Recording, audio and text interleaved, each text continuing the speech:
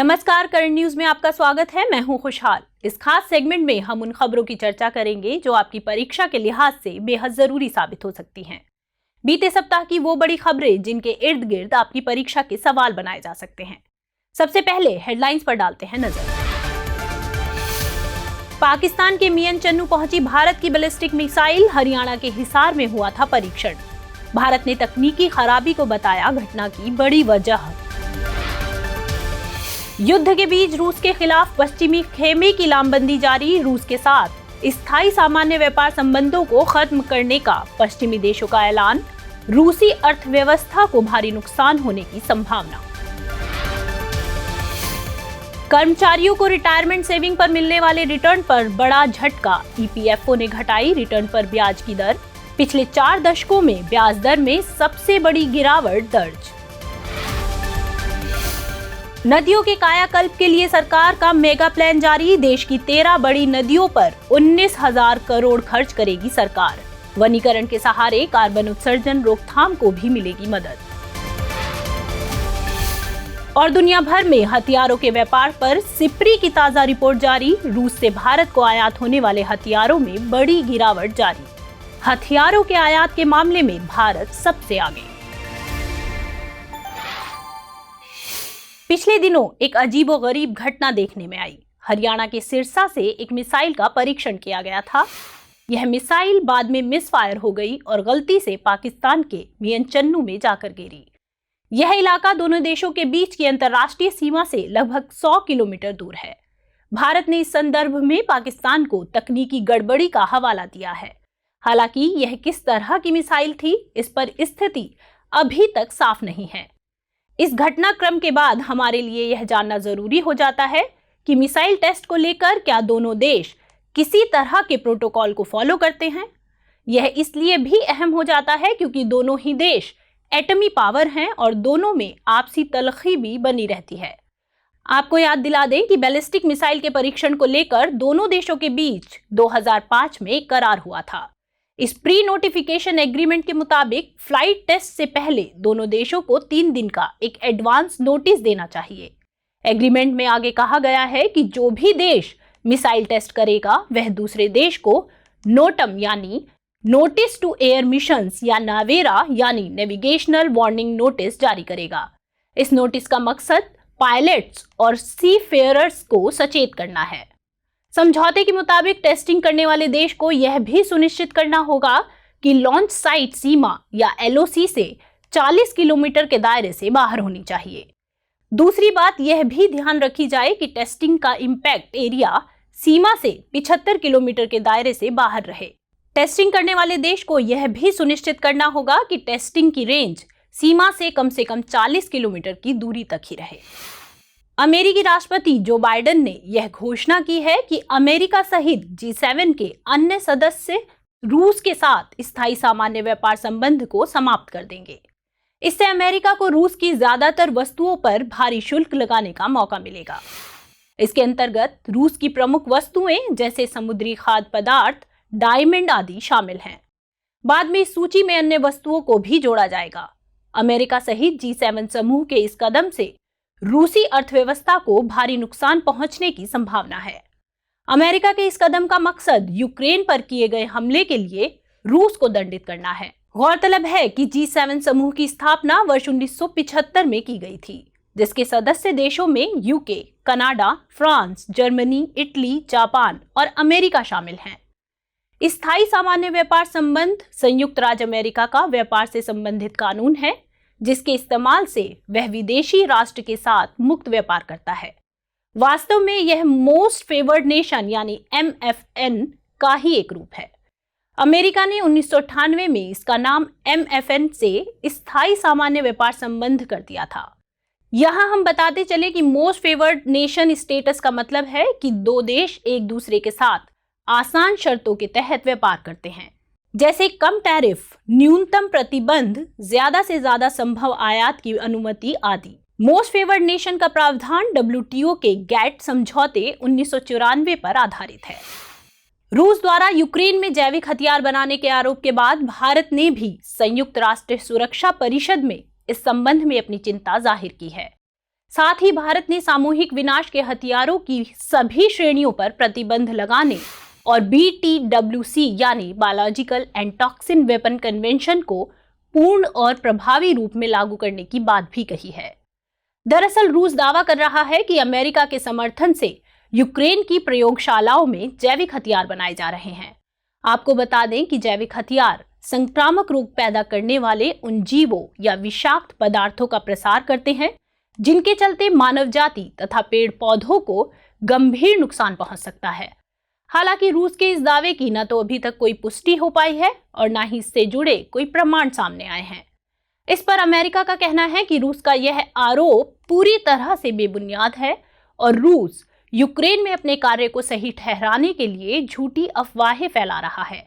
लेकिन फिर भी इन आरोपों के चलते biological and toxin weapon convention एक बार फिर चर्चा का विषय बन गया है। इस बीच भारत ने यह भी कहा है कि कन्वेंशन से जुड़े किसी भी मामले को इसके प्रावधानों और संबंधित पक्षों के बीच आपसी परामर्श और सहयोग से संबोधित किया जाना चाहिए। साथ ही भारत ने संयुक्त राष्ट्र के सभी सदस्य देशों से संयुक्त राष्ट्र चार्टर और अंतर्राष्ट्रीय कानून के सिद्धांतों का पालन करने का भी आह्वान किया है। आपको बता दें कि biological and toxin weapon convention 1972 बहुपक्षीय संधि है जो 1975 में लागू हुई थी। यह कन्वेंशन जैविक हथियारों के विकास, उत्पादन, अधिग्रहण, हस्तांतरण, भंडारण और उपयोग को प्रतिबंधित करती है। वर्तमान में 183 देश इस संधि के पक्षकार हैं। पिछले दिनों EPFO यानी एम्प्लॉइज प्रोविडेंट फंड ऑर्गेनाइजेशन ने भविष्य निधि योजना पर ब्याज दर को कम कर दिया है। यह ब्याज दर 2020-21 के लिए जहां 8.5% थी, 2021-22 के लिए इसे घटाकर 8.1% कर दिया गया है। लेकिन बड़ी बात है कि यह ब्याज दर पिछले 4 दशकों में सबसे कम है। लगभग यही ब्याज दर आखिरी बार 1977 से 78 में भी रखी गई थी। फिलहाल EPFO के इस फैसले का सीधा असर कामगारों की रिटायरमेंट सेविंग्स पर होगा, यानी इन सेविंग्स पर रिटर्न अब पहले से कम मिलेगा। एक नजर अगर इस ब्याज दर के ट्रैक रिकॉर्ड पर डालें तो पता चलता है कि 1975 के बाद से अभी तक इसमें ना तो लगातार बढ़ोतरी हुई है और ना ही लगातार कमी। 1980-81 से 1989-90 के बीच इसमें लगातार इजाफा हुआ है। इसके बाद साल 1999-2000 तक यह 12% के स्तर पर बनी रही। इस ग्राफ में एक आंकड़ा जरूर साफ होता है कि 1977-78 के बाद से अभी तक यह इंटरेस्ट रेट कभी भी 8.25% से कम नहीं रहा। EPFO देश का सबसे बड़ा रिटायरमेंट फंड और दूसरी सबसे बड़ी गैर बैंकिंग वित्तीय संस्था है। नियमों के मुताबिक 15,000 रुपए तक की आय वाले किसी भी कर्मचारी का EPF में अकाउंट होना अनिवार्य है। हालांकि यह उन कर्मचारियों के लिए ही है जो 20 से ज्यादा वर्कर्स वाली किसी कंपनी में काम करते हैं। इस अकाउंट के लिए कर्मचारी के बेसिक पे और डियरनेस अलाउंस का 12% हिस्सा योगदान के तौर पर डिडक्ट होता है। इतना ही हिस्सा एम्प्लॉयर को भी देना होता है। हाल ही में RBI ने $5 बिलियन रुपए की स्वैप नीलामी आयोजित की। यह नीलामी असल में RBI की ही लिक्विडिटी मैनेजमेंट इनिशिएटिव का एक हिस्सा है। केंद्रीय बैंक द्वारा डॉलर रुपए की इस स्वैप नीलामी के चलते वित्तीय प्रणाली में न केवल डॉलर का फ्लो बढ़ेगा बल्कि रुपए की तरलता में भी कमी आएगी। RBI के इस कदम से महंगाई पर दबाव कुछ कम होगा और रुपए में भी मजबूती देखने को मिलेगी। हाल के रुझानों से यह पता चलता है कि विदेशी पोर्टफोलियो निवेशक भारत से पैसा वापस निकाल रहे हैं, जिसका सीधा असर रुपए पर पड़ा है। अब तक भारतीय शेयर बाजार से करीब 34,000 करोड़ रुपए निकाले जा चुके हैं।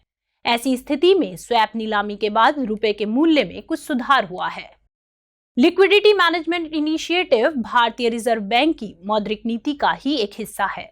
इसके इस्तेमाल से बाजार में रुपए की तरलता यानी लिक्विडिटी को कंट्रोल किया जाता है, यानी मुद्रास्फीति को संभालने में RBI के इस टूल का अहम योगदान है।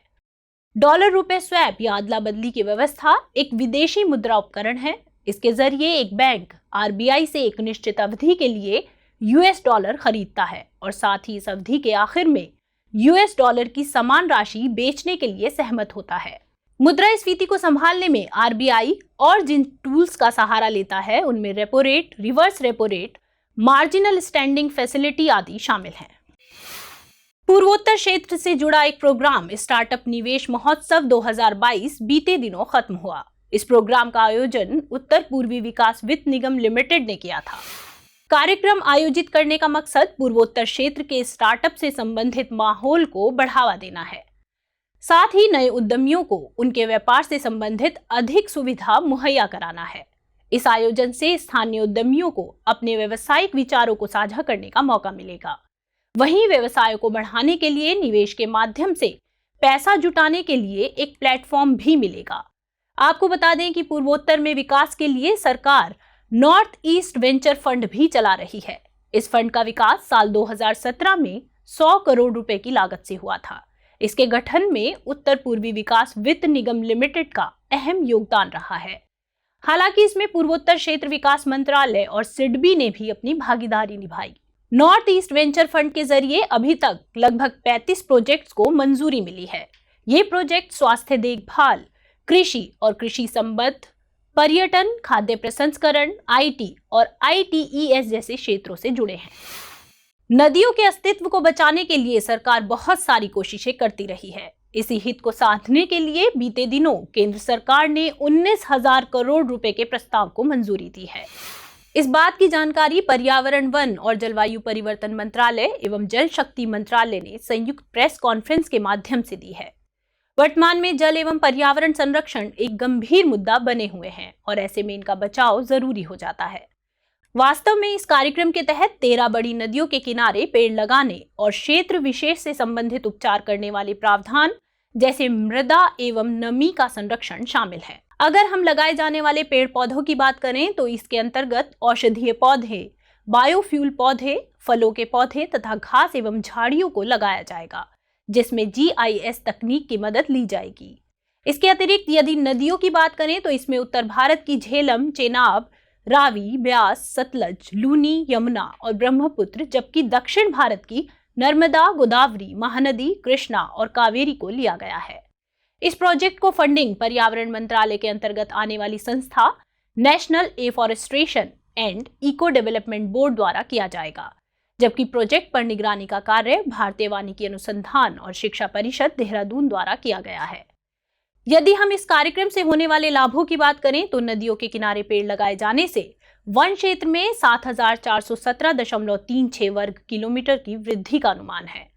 वहीं कार्बन डाइऑक्साइड के उत्सर्जन को कम करने में भी मदद मिलेगी। यदि हम नदियों के किनारे लगाए जाने वाले पौधों के भौगोलिक क्षेत्र की बात करें तो यह कुल भौगोलिक क्षेत्र के लगभग 58% क्षेत्र को कवर करेगा। इसके अतिरिक्त इस योजना से भूजल स्तर बढ़ने, नदियों की गाद में कमी और लगभग 344 मिलियन लोगों को रोजगार मिलने की संभावना है। इसके साथ ही भारत को साल 2030 तक लगभग 3 बिलियन टन कार्बन डाइऑक्साइड के बराबर कार्बन सिंक बनाने, लगभग 26 मिलियन हेक्टेयर खराब या बंजर भूमि को ठीक करने और जैव विविधता को बचाने में भी मदद मिलेगी। रूस यूक्रेन युद्ध के बीच हथियारों के व्यापार पर सिप्री यानी Stockholm International Peace Research Institute ने अपनी ताजा रिपोर्ट जारी कर दी है। इस रिपोर्ट के मुताबिक भारत द्वारा रूस से आयात किए जाने वाले हथियारों के प्रतिशत में भारी गिरावट देखने को मिली है। यहाँ हम बताते चले कि भारत अब तक सबसे ज्यादा हथियारों की खरीद रूस से ही करता आया है। 2012 से 2017 तक जहां भारत अपने कुल हथियारों का 69% रूस से खरीद रहा था, वहीं 2021 में यह आंकड़ा घटकर 46% पहुंच गया। इस रिपोर्ट में इस बात का भी जिक्र है कि भारत के हथियारों के आयात में यह कमी इसलिए देखने को मिल रही है क्योंकि मौजूदा समय में इसने जरूरतों को पूरा करने के लिए अन्य विकल्पों को ज्यादा तरजीह दी है। इसमें फ्रांस से हथियारों की खरीद एक बड़ा मुद्दा है। इसके अलावा 2012 से 16 और 2017 से 21 के बीच भारत के हथियारों के कुल आयात में 21% की कमी आई है, जिसका कारण धीमी और जटिल खरीद प्रक्रिया और आपूर्तिकर्ता के स्तर पर बदलाव किया जाना है।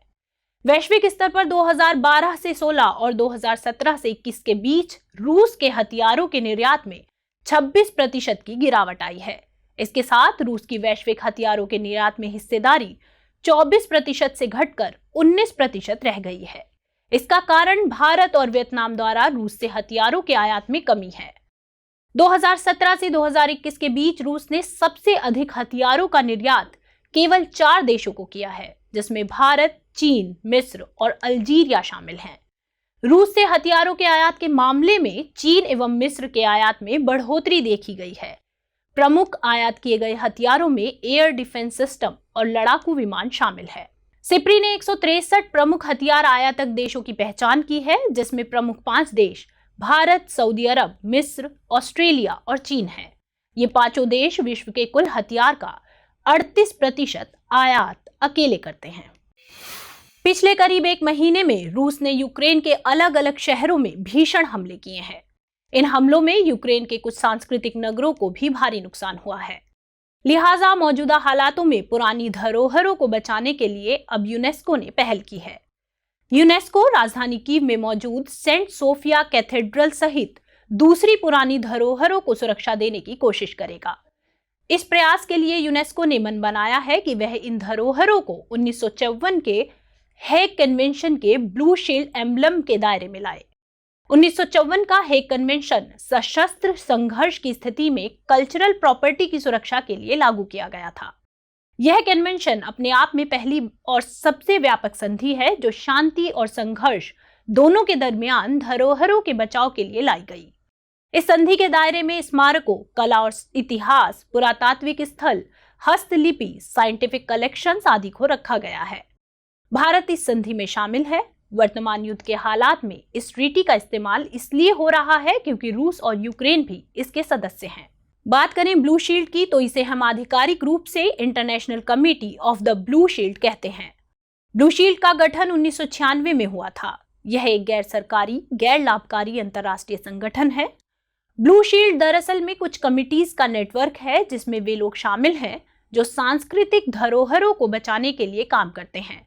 इस लिहाज से यह संस्कृति की दुनिया में रेड क्रॉस के समतुल्य बैठता है। यह नेटवर्क आपदा के समय में भी धरोहरों को बचाने का काम करता है। केंद्रीय मंत्री श्री प्रहलाद जोशी ने राज्यसभा में एक प्रश्न के उत्तर में इस बारे में जानकारी दी है कि सरकार ने कोयले की जरूरत को घरेलू स्तर पर पूरा करने के लिए क्या नए कदम उठाए हैं। इसकी चर्चा करने से पहले आइए जान लेते हैं कि देश में कोयला आपूर्ति की वर्तमान स्थिति क्या है। अगर देश में कोयले की मांग की बात करें तो इसे पूरा करने में घरेलू क्षेत्र सक्षम नहीं है। 2020-21 के दौरान कोयले की कुल वास्तविक मांग 906.13 मिलियन टन थी। इसमें आयात किए गए कोयले का हिस्सा 215.25 मिलियन टन, जबकि घरेलू कोयले की पूर्ति का हिस्सा 690.88 मिलियन टन ही था। हालांकि वर्तमान में घरेलू स्तर पर कोयले का उत्पादन बढ़ा है। इस दिशा में सरकार ने कई पहले की हैं।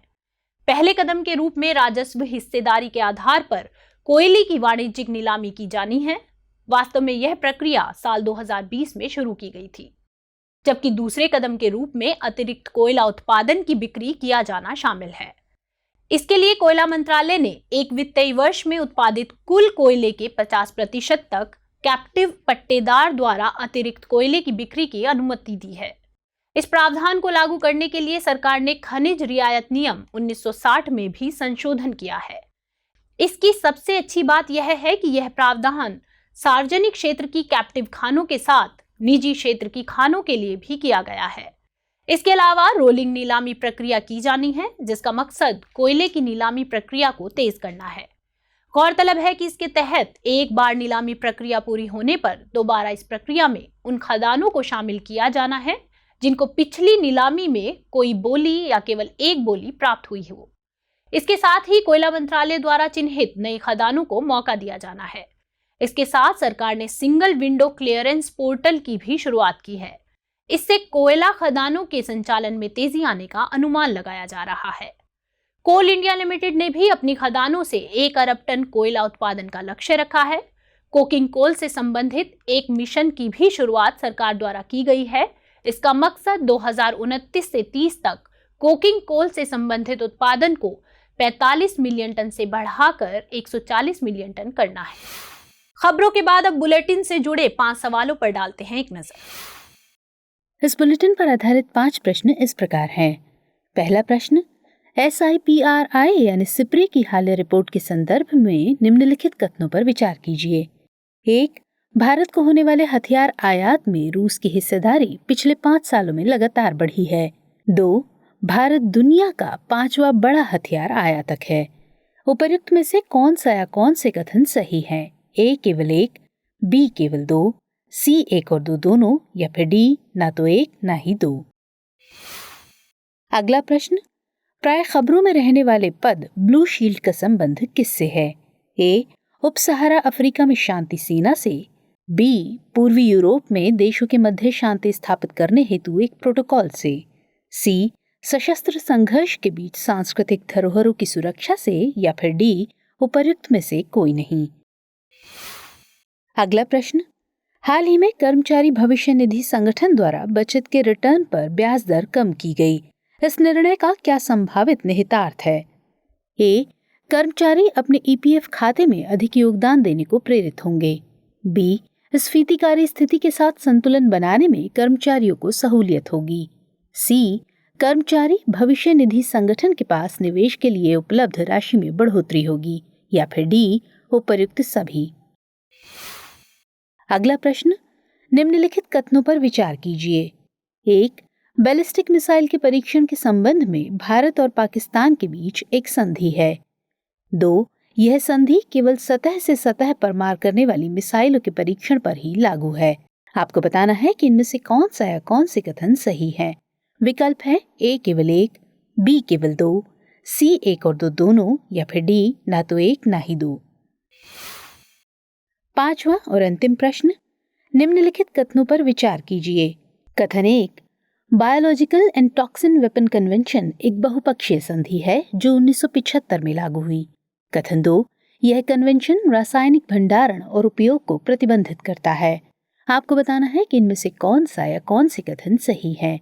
ऑप्शन है ए. केवल एक, बी. केवल दो, सी. 1 और 2 दोनों, या फिर डी. ना तो एक ना ही दो। तो फिलहाल इस बुलेटिन में इतना ही। खबरों को विस्तार से पढ़ने के लिए विजिट करें www.dristhias.com पर। साथ ही दृष्टि आईएएस के हिंदी अंग्रेजी यूट्यूब चैनल और दृष्टि पीसीएस यूट्यूब चैनल को लाइक, शेयर और सब्सक्राइब करना ना भूलें। लेकिन चलते चलते डालते हैं कुछ छोटी मगर जरूरी खबरों पर एक नजर। तेलंगाना देश का पहला राज्य बन गया है जिसने अपने फसल विविधीकरण पैटर्न यानी क्रॉप डाइवर्सिफिकेशन पैटर्न को एक सूचकांक के रूप में दर्ज किया है। बता दें कि फसल विविधीकरण सूचकांक का एक आधार मूल्य होता है जो एक फसल के लिए तय कुल खेती वाले क्षेत्र के प्रतिशत का प्रतिनिधित्व करता है। सूचकांक मूल्य का अधिक होना दर्शाता है कि फसलें अधिक विविध हैं। हाल ही में बृहन मुंबई नगर निगम द्वारा तैयार मुंबई जलवायु कार्य योजना जारी की गई। इसके लिए विश्व संसाधन संस्थान भारत और C40 नामक शहरों के नेटवर्क ने योजना तैयार करने के लिए BMC को तकनीकी सहायता प्रदान की। जलवायु परिवर्तन की चुनौती से निपटने के लिए मुंबई के लिए 30 साल का रोड मैप तैयार किया गया है। इसने 2050 तक शुद्ध शून्य उत्सर्जन के लक्ष्य को प्राप्त करने के लिए लघु, मध्यम और दीर्घकालिक जलवायु लक्ष्य निर्धारित किए हैं। हाल ही में गुजरात सरकार ने एक नई खेल नीति 2022-27 का अनावरण किया। इस खेल नीति का उद्देश्य गुजरात में खेल परिदृश्य को बदलना है। इसके तहत एथलीटों के लिए 4 नए उच्च प्रदर्शन केंद्र स्थापित किए जाने की बात की जा रही है। इन केंद्रों को मुख्य रूप से पैरा एथलीटों के लिए शुरू किया जा रहा है। इस नीति के माध्यम से गुजरात सरकार का उद्देश्य राष्ट्रीय और अंतर्राष्ट्रीय टूर्नामेंट आयोजित करके और सभी खिलाड़ियों को पुरस्कार देकर खेल संस्कृति को प्रोत्साहित करना और बढ़ावा देना है। त्रिपुरा सरकार ने मुख्यमंत्री चाय श्रमिक कल्याण प्रकल्प नामक एक विशेष योजना की घोषणा की है। इस योजना की शुरुआत त्रिपुरा के 7,000 से अधिक चाय बागान श्रमिकों की सामाजिक सुरक्षा सुनिश्चित करने के प्रयास में की गई। यह योजना चाय बागान श्रमिकों को एक क्लब प्रारूप में राज्य और केंद्र सरकार की सुविधाओं की पात्रता के साथ आवास, राशन और वित्तीय सहायता प्रदान करने का आश्वासन देती है। इस योजना के क्रियान्वयन के लिए 85 करोड़ रुपए खर्च किए जा रहे हैं। हाल ही में सिक्किम के मुख्यमंत्री श्री PS गोले ने बहिनी स्कीम की घोषणा की है। यह योजना वित्तीय वर्ष 2022-23 से लागू की जाएगी। इसका उद्देश्य कक्षा 9 से ऊपर की प्रत्येक छात्रा को मुफ्त सैनिटरी नैपकिन उपलब्ध कराना है। इसके लिए सिक्किम के सभी माध्यमिक और उच्च माध्यमिक विद्यालयों में सैनिटरी पैड वेंडिंग मशीन लगाई जाएगी। सिक्किम राज्य के सभी स्कूलों में मुफ्त सैनिटरी नैपकिन उपलब्ध कराने वाला भारत का पहला राज्य होगा। हाल ही में दिल्ली सरकार ने MYEV नाम से एक पोर्टल लॉन्च किया है। इस पोर्टल के माध्यम से लोगों को इलेक्ट्रिक ऑटो के पंजीकरण एवं खरीद की सुविधा दी जाएगी। दिल्ली इलेक्ट्रिक वाहन नीति के तहत यह प्रावधान किया गया है कि यदि कोई व्यक्ति इलेक्ट्रिक ऑटो को खरीदने के लिए लोन लेता है तो उसे ब्याज दर पर 5% की छूट मिलेगी। दिल्ली इस तरह की सुविधा प्रदान करने वाला भारत का पहला प्रदेश है।